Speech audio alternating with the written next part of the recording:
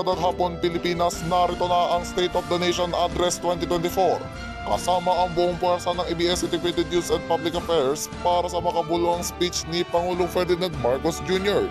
Ako si Harold Enriquez. Mapayapang liberal at ang poong may kapal. Lagi nating harapin ang makabayang bansa. Ako si Josefina Castillo. Mula sa Batasang Pambansa Complex na naroon si Aljo Aquino at Aileen Mondehar. Habang sa Malacanang Palace naman na si Col Mayrina at Rosa Mipado.